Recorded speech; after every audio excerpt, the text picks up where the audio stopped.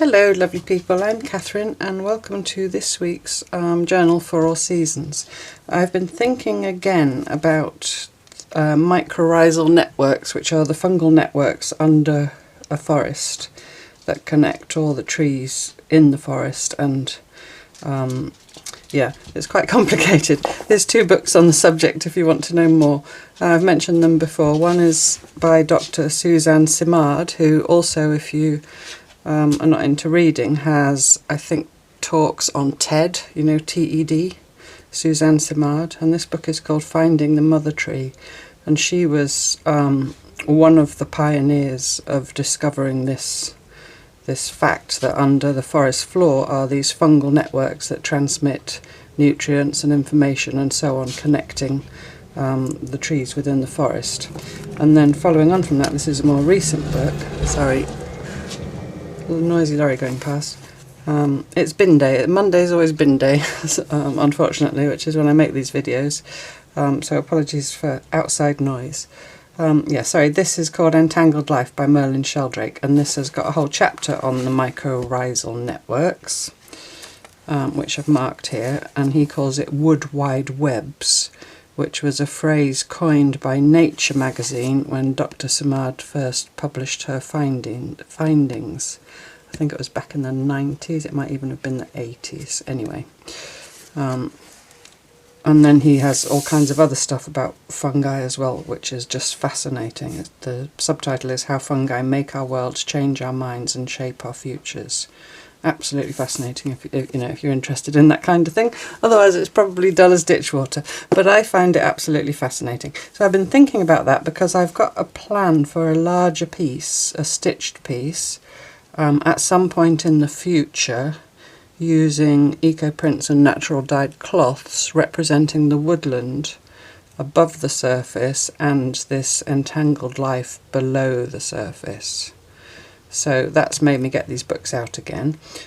So what has all that got to do with today's journal entry, I hear you all asking? In advance I will just explain my hands. I have been eco printing. It's not dirt, it's iron water. I have cleaned them. It will fade in a few days. I taught a workshop last week and I've been doing some myself subsequently, so that's why I've got black fingernails. Absolutely not dirty, just stained. Right, so I'll put those to one side. I'm going to use the quote from his opening to the chapter, or paraphrase the quote later. But not yesterday, when was it? Last week. Last week I shared with you some of my jelly prints that I'd done over at my friend's place, and I showed you some that I called my favourites. Just trying to get the right page. That I called my favourites, that I wanted to keep back to work into, and I was thinking of, that was last week's spread with the jelly prints.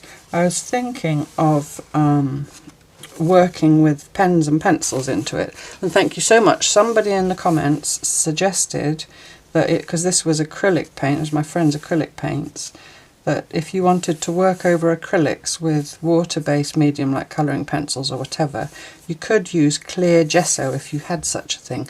Now, as it turns out, I have got this rather dusty little pot of clear gesso that I bought years and years ago to do an online workshop because it was on the supplies list, and I don't think I've used it since. But it looks white in the jar, but it dries clear. So, but it smells unpleasant. I don't mind the smell of normal gesso, but that smells horrid. I'll put the lid back on. So if you had such a thing, you could, if you were into this kind of thing, I guess you have that kind of thing as well, and you probably already know that, but you know, I just was passing the tip on. So some of the others that I've got, if I'm going to work into them with pen or pencil, I'll try the clear gesso, so thank you so much for that. But this one, here's my spread. Now it did have another page stuck in, which I've put away over there, I think, or have I kept it here to show you? Anyway, it was a jelly print itself, an A4 size. I think I've put it away.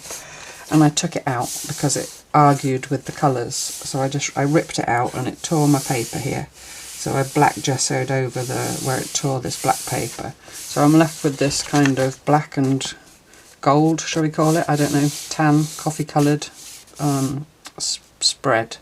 So I'm going to, now that's another issue with this journal that I'm finding, because it's so big and chunky, is as we go on and this side gets really full and this side gets less full, the gutter is really unpleasant to work across. Because if you wanted, ideally I'd like to put that in the middle, but it would have to go right down into the gutter. So that's just a note to self for future journals. Maybe not make one for the whole year, maybe make smaller ones, or maybe make a bigger format that was bound at one edge so that the page stayed flat, you know. There's just, you know, you live and learn, don't you?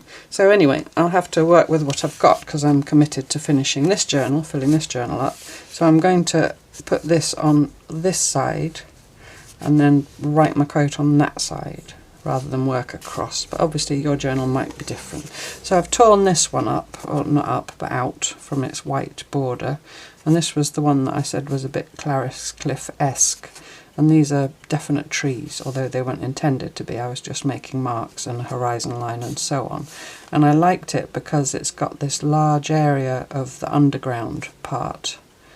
It could be the foreground, but I'm thinking of it as the underground. And this is the overground. And now, those of you in the UK and maybe abroad, I may be thinking of the Wombles. Underground, overground, wombling free. Sorry. Which was a children's television programme back in the day. Anyway, so we're going underground with our mycelium, with the little fungal filamenty hyphae, I think the scientific word is. And I thought I'd do that by stitching. So I'm going to put the book away and actually do something after wittering for however long that was. Bring in my sewing mat, thank you Machtelt. And my snippies, thank you Sue. Actually they're not the snippies, they're the blunties, but no matter. Thank you Sue for the snippies anyway. I'm just going to check you're in the right place. I've actually rejigged my Frankenstand, which is 2 phone stands, because I film with my phone, I've got nothing fancy. Literally duct taped together. Actually it's masking tape even. I've rejigged it so that I can sit closer to the window, which gives me more room behind me. If you've seen my home on any of my tours, you'll know it's very small. So I'm just going to check you're in frame. Which you are, that's good. Okay.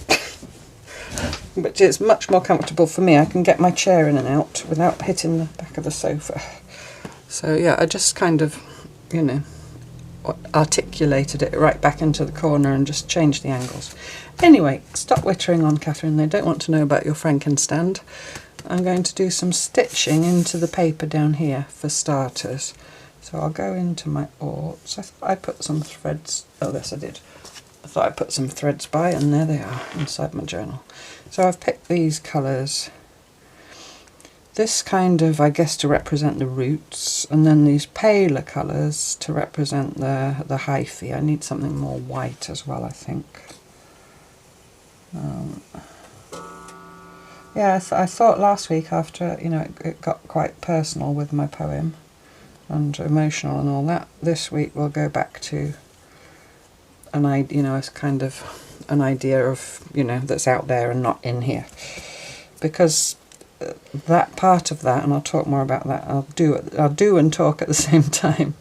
Is what helps me get through stuff, I think.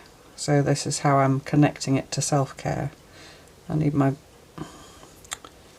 I don't want a great big needle. I had one of those ones from Jenny in here. Oh, it's that one, I think. Oh, and it's already threaded with stuff. I'm so organised. If only I could remember that I was so organised. Yeah, very fine needle, so I don't make big holes in the paper. Yeah, what was I saying? Yes, how I'm connecting these kind of out there in the world ideas to the idea of self-care is, for me personally, that's one of the things that brings me comfort and joy. I think I've mentioned before that I'm just going to stitch some lines basically. I think I'll stay down here in this darker area. I kind of want them to sort of radiate out, but not in any organised way, if that makes sense. I'm just going to start here somewhere and stitch. This is quite flexible paper, so I can probably just stitch normally. I'm going to just be careful with that knot and not pull it through. You can also, if you were worried, put a bit of masking tape on the back of your page. If it does pull through, I'll pull it back and do that. So, and also with paper, I always sort of gently pull the thread in the direction I'm going, rather than with cloth you might pull it back that way, if you see what I mean, when you pull the stitch through, which obviously paper is more likely to tear. So I always try and remember to pull it through in the direction of travel. So that's the technical tips. Yeah, because, sorry, bin lorry coming. If it gets really loud, I'll stop talking for a minute and then edit it out so you don't have to listen to it. Yeah, because that sort of librarianish aspect of my brain that makes me want to go and look things up and, you know, get interested in things and find out about things is I guess you call it a distraction, but I think it's more than that. You know, if you've got stuff going on in your head that's bothering you, sometimes you have to think things through, I know that. I'll just stop pausing I'll pause for a minute because they're going to empty the bins right outside the window. I'll stitch on, but I'll stop talking. Okay, I think they've gone. Sorry about that. Well, I'll edit all that out, so because it's recycling and glass and all that, and it was quite noisy outside here. So I've stitched some more lines, and now looking at it, I wished I had gone up to the trees, because that is where they would go. And obviously this is not a literal representation, it's abstract, but sorry, I'm just trying to thread this very tiny but lovely and sharp needle. I should have said also I've got one strand of embroidery floss, in case you're interested. So yeah, I'm just going to carry these lines up to the trees whilst I try and remember what I was saying. Now, the other thing I did when I got to the end, I just cut it and left it dangling to kind of represent the filaments, you know, the hyphae. Hyphae is, I think, is the technical term. And because I want to come out in a certain place, I'm going to make a hole from the front so that I can see exactly where to go from the back, because obviously in paper, once you poke a hole, and if you're in the wrong place, it's there forever. You can't close it up again like you can with cloth. A little bit harder to stitch. It's not hard, but into this metallic paint, not really harder, but I notice a difference, shall we say. So I'm just trying to wiggle about a bit and not be too straight with my lines. So yeah, so what was I saying? Oh yes, about librarianing, which is not a verb, but you know what I mean. Yeah, looking things up and finding things out. And I think that's always in my... And I think, you know, many of us are like that, aren't we, in one way or another. We might not literally go and look things up. We might not literally say, oh, I'm feeling a bit down and blue. I'm going to go and look something up and that'll cheer me up. I'm being a bit facetious, of course, but I think that many of us find that when we get, even if we're feeling low or if something's upset us or whatever, when we get the idea for a new project, and you know, it can be any kind of project, and you start thinking about it, or you start looking things up, or you start planning it in some way or whatever, that kind of, I guess, takes your mind off it, is what would have been said to me back in the day, which is not always easy to do, but it's something that I've noticed about myself, that if I'm fine, I read fiction often, or if I'm not fine, I read non-fiction. I found it very difficult over the last couple of years in France to read fiction.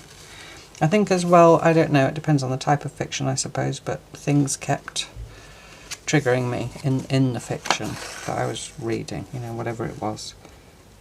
Because I guess fiction is primarily about people and their lives. So I read a lot of non-fiction, and that really stretched my mind away from the personal that was upsetting me. I don't plan these things that I'm going to say, you may have noticed. So I'm trying to, you know, work out how best to express it as I go along. I hope that makes sense, at least to some of you. I'm going to just turn around and come back down and meet that line so I don't have to end off and start again. In fact, I might go over here and cross my line, meet up with it. And they weave all over the place, these mycorrhizal networks, mycelium mycorrhizal networks. See, there's all these new words to learn, isn't there, when you go into a new realm, the realm of the fungi. So yeah, it'll be interesting to hear from you if you're the same, or if you've noticed that about yourself, or if maybe you haven't noticed and now you're maybe thinking about that. Oh, yes, that does, gaps there a bit bigger, but it doesn't matter. That does, you know, kind of make sense. I guess you hear about people throwing themselves into their work when they have some kind of trouble in their lives, or, you know, I guess it's that kind of thing as well, isn't it? It's that idea of distracting yourself. I think I've mentioned before that I personally, and this is me, don't believe that you have to unpick and process every little thing that's within you. I think some things can be just put in a box and, you know, left there. And like I say, that's just me. Not everybody's the same, and not everybody's life experiences are the same. Some things I find from my life I can't be resolved externally. They can only be resolved by me, myself, finding a way of dealing with them. And one of my ways of dealing with them is just packing them away. And yeah, I'm going reading about my mycorrhizal networks and mycelium and, you know, the fungi under the floor. I think the other thing, I think for me, it's more than just distracting my mind. I think it makes, because the kind of stuff I read is this kind of science-y, but by people who have a kind of, I don't know how to put it, who have a deep feeling. So people like Robin Wall Kimmerer, who wrote Braiding Sweetgrass, and Dr. Simard and Merlin Sheldrake, they have a passion, and I know many scientists do. I'm not dividing scientists into, you know, ones with a passion for it and ones without at all. But there are some that can put it across in a very understandable and inspiring way, an interesting way. If only we'd had teachers at school. I mean, some teachers, I'm not dissing teachers, I had some wonderful teachers, but if only all teachers had been like those people that write those books that I just mentioned. You know, I think many of us might have been a lot more engaged at school, but I think those people are quite special people, and their ability to put across that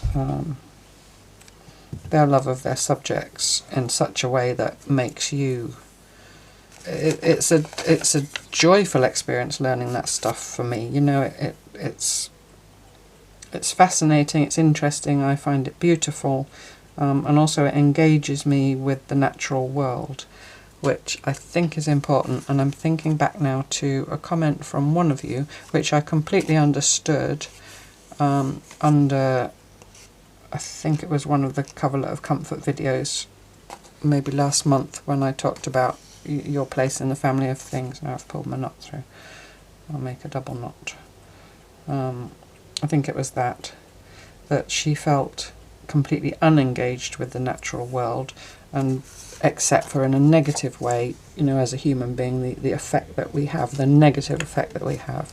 And I responded to her, and that I completely understand that feeling, of course. But at the same time, I feel it is important for us to feel engaged to the natural world, for our sakes and for the sake of the natural world. And even saying that, putting us and the natural world in two separate categories, I don't like to do that. I prefer to try and think of myself as part of nature, because I think, you know, I'm not going to go down a huge soapbox about, you know, the planet and all that, although why shouldn't I? It's important. But anyway, I've also been watching Rita at Gone Rustic recently. She did a journal about wetlands and the damage and the loss of wetlands in her in her country, in Australia, Tasmania, and she's now working on one about woodlands, the same, and I know she's very passionate about the planet, and to me it's a no-brainer. Why wouldn't we be passionate about saving it when it's our home anyway? Yeah, that wasn't really the intention of this rambly witter. I just went off on a tangent, but yeah, about feeling part of the natural world. So it's beyond, for me, it's beyond just distracting myself, because then I could go and read about, I don't know, think of something, anything. But I tend to choose to read about the natural world. And so I find it interesting and inspiring and engaging and all the other things I just said, but also I find it uplifting on a personal level, that it makes me feel more part of a bigger picture. And it's not that it puts... Carry on stitching, Catherine, otherwise you'll be here all day. It's not that it... I guess maybe it puts my issues into perspective. It's not that it makes them insignificant, because they're not, are they? Our stuff is our stuff, It's like I've talked last year about people saying, oh, pull your socks up, there's always someone worse off than you. Yeah, well, they're not them and you're not you, and that's someone worse off, there'll be someone worse off than them, and so on. So are we saying that nobody's allowed to be sad because there's someone sadder? And also, by the way, if you've got any ounce of human empathy, telling you that someone else is worse off just makes you feel sorry for them as well as yourself. So anyway, that's just a little bugbear of mine. A peeve, I think you call that. A pet peeve. I seem to be petting a lot of peeves. Okay, so I've done a few of those lines with that pale, it's a very pale pink. I think I'm going to do a little bit of the dark rusty brown. In the same way, and then I'll do a bit of the gold, I don't think I'll do the gold, I think it's too close in colour. I think I'll then do some of this very pale cream.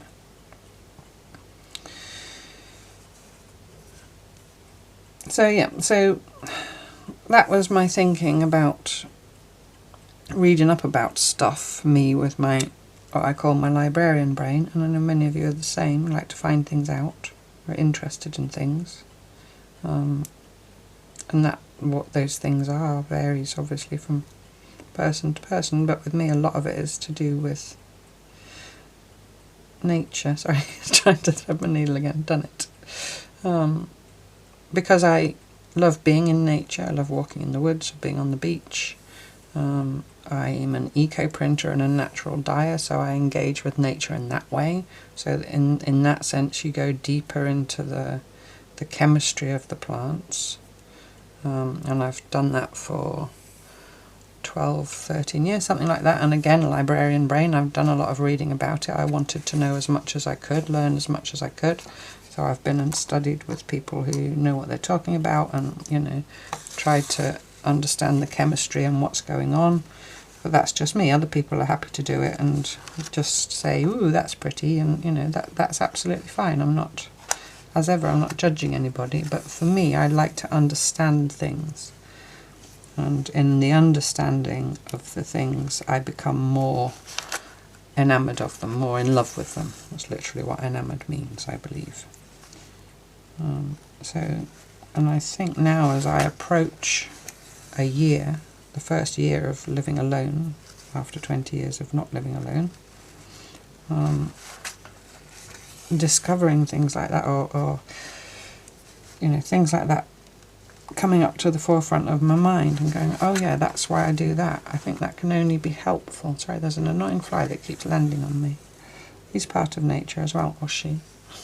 But still, I wish she wouldn't keep landing on my shoulder, because she tickles. Yeah, what was I saying? Yeah, no, the fact that you can notice that's self-awareness. And I think that's come out in many ways. I can't remember if I said, I think I did at the beginning of the year, that I don't think I never thought of myself as someone who was particularly self-aware before.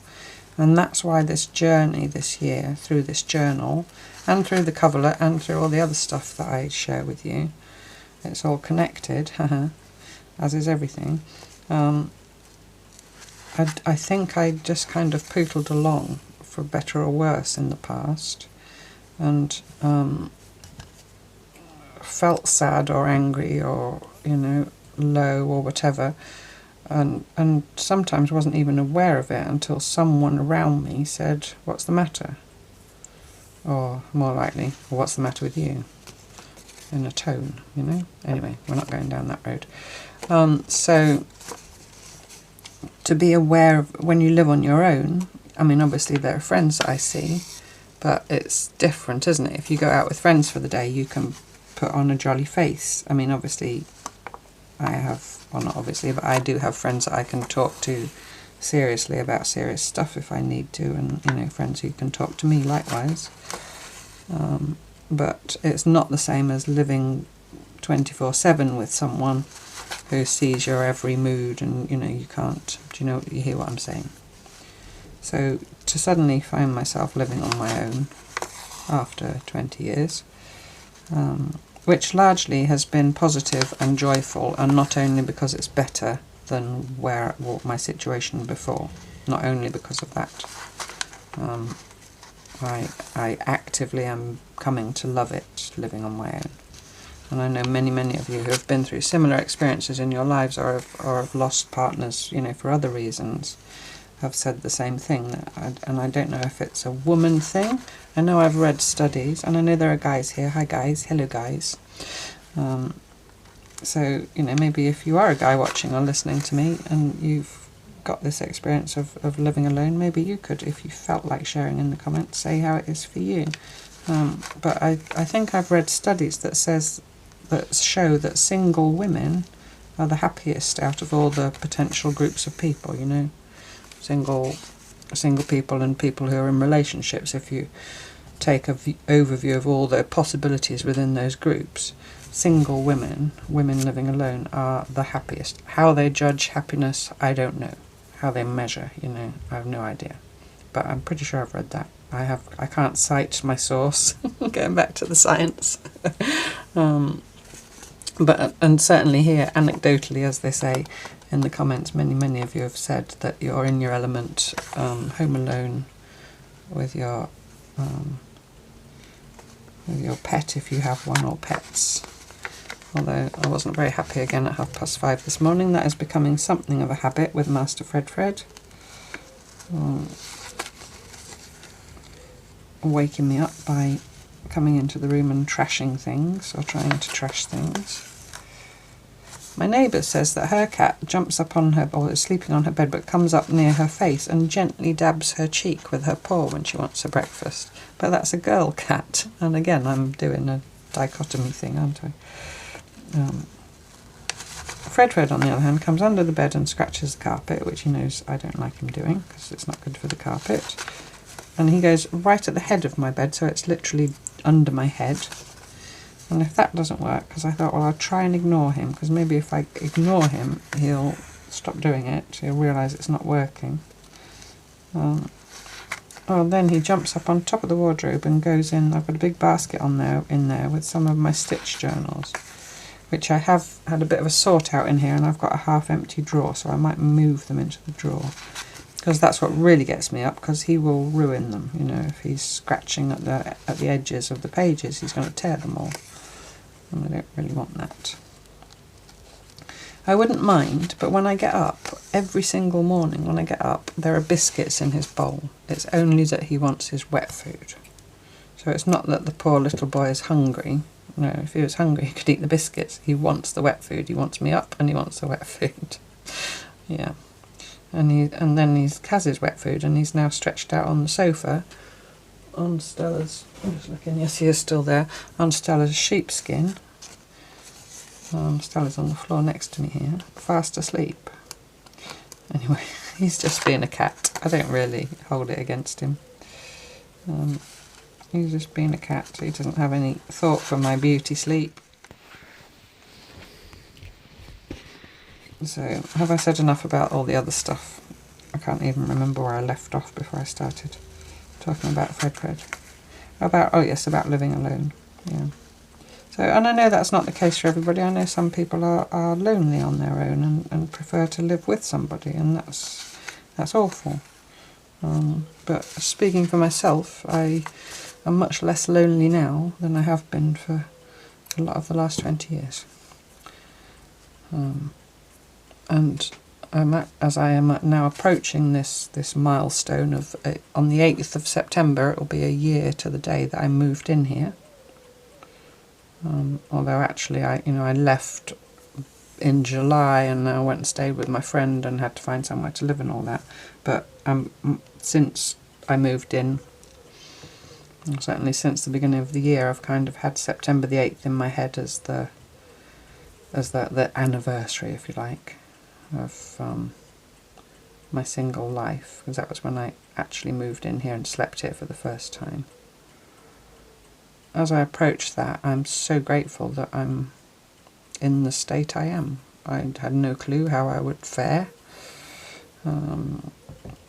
I'm very grateful to all my friends. I'm very grateful to all of you for being here so that I can make these videos and so that I can earn a living, but also for being a community, that was expressed so beautifully in the quilt that I showed you the other a week or two ago. That sorry, I'm just looking where my next line needs to go. That Kaz put together with the squares that many of you made. All that helps my resilience, if resilience is the word. But I'm just so grateful that I'm so grateful to be happy. Can I just say that? I'm so grateful to be happy. That's it. I'm grateful to be happy. And I wish that everybody else was happy as well. I'm grateful that, I don't know whether it's my nature or my nurture, probably a combination, as these things usually are. I'm just doing what I said to you not to do. I'm pulling back against the thread, which is lifting the paint a little bit as well. That fly's still here. I mean, we all have our days, don't we? We all have ups and downs, but on the whole... Anyway, I think this will be the last line, because it's looking quite balanced. And if you look at pictures of the mycorrhizal network, you will see that it's an absolute tangle.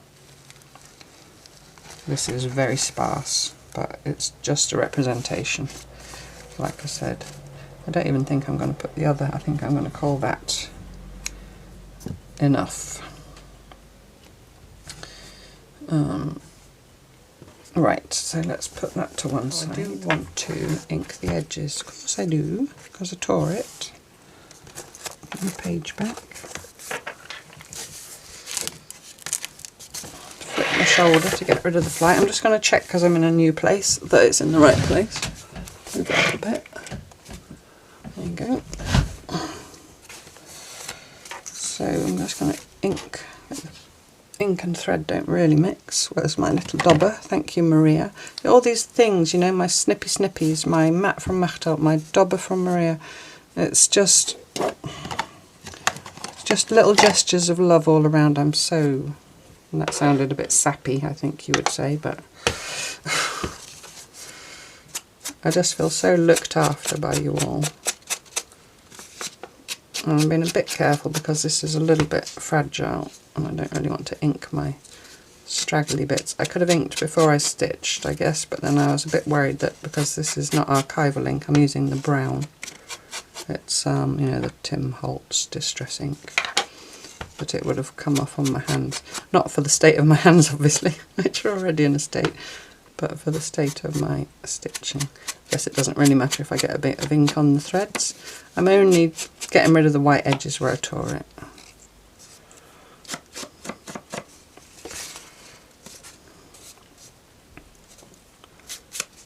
And then I'm going to stick it on there, and I've got some words. I'm just trying to think where I put them now.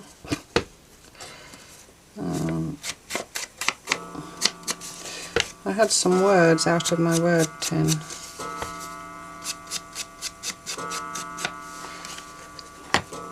Already inked.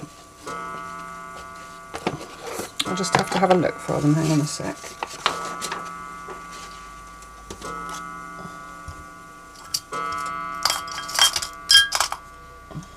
Oh, there they are, I see them. Okay, so I've got my quote from Merlin's book. It's not Merlin himself, it's somebody that he quotes at the beginning of each chapter. There's a little quote. I'm going to stick that there. I should do that with glue stick, will probably work. Sorry, I just went near the microphone, probably shouted at you, and now I've gone further away and you probably can't hear me. Where's my glue stick?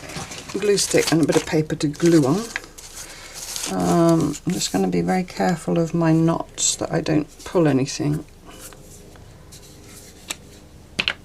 Oh, there seems to be a new one.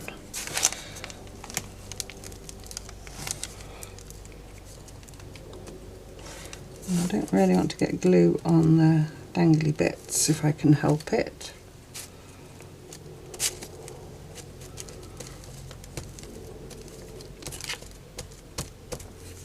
It'll do pig. I think I'm going to put it more or less centrally. Excuse my head if it comes in. My very fluffy head. I do have an appointment with Martha, but not for another few weeks. And I am quite fluffy. Martha is my friend who does my hair. She needs to crochet me a bit. That's how she sorts them out when they go fluffy. And the new growth, you know, where your hair grows at the root. Hasn't stuck down very well, but it's good enough. Maybe I'll just slide a bit more onto that edge. So you say it's good enough, Catherine, and then you decide it isn't good enough. There we go. That will definitely now do pig. Oh, I need the glue. So just rearrange my dangly bits a little bit. So my words out of my tin are weaving worlds together. I just thought that was perfecto. So I'm going to stick that on. I've already inked it. Stels, leave your foot alone. I'm just going to put it centrally-ish, straightly, like so. Quite happy with that. I think that looks pretty good. And then I'm going to paraphrase. I've got a white pen on my black page, put the lid on my glue. This quote, who is from a man who had a penguin named after him, I do believe. I have to rearrange my desk a bit because of moving myself along to the right, and my stuff needs to get moved to the left. Anyway, yes, he had a penguin named after him. Are you all shouting who it is? Alexander von Humboldt. So the full quote is, gradually the observer realises that these organisms are connected to each other, not linearly, but in a net-like entangled fabric. So obviously I liked the reference to fabric, and I liked the idea of connection. So I think I'm going to paraphrase that and say, connected to each other in a net-like entangled fabric. Just that. And I'll still credit him because it's mostly his words. So I'm going to just write that here somewhere centrally. Probably edit that out because all you'll see is the back of my head. And there we have it. It's quite simple and graphic, but I think it speaks volumes, right, does to me at least. So if you didn't happen to have a jelly plate that turned out looking something like a wood, but you wanted to reproduce this, of course you could just draw or paint yourself a little woodland landscape like that, and it's lovely stitching in paper. I always enjoy it. If you are going to paint, audition your paper first before you paint it, just to check that it will stitch, you know, nicely. This is just cheap sketchbook paper. Copy papers may be a little bit thin, but especially if you use acrylic paint, it does kind of help it, you know, stay stable. Yeah, and my little words from my tin, weaving worlds together. So I like the weaving and the fabric and the net, you know, it's all, and the stitching, you know, bringing in that side of me and us, the love of cloth and stitching, into the mixed media. So I hope you enjoyed that. I hope my wittering said something to you useful or interesting. I always hope that. And please do, you know, let me know what you think down below if you'd like to about some of the things I said, because I'm always genuinely interested to read what you have to say. And meanwhile, thank you so much for watching, and I look forward to joining me next time for more journaling tales. Lots of love, kisses, bye bye.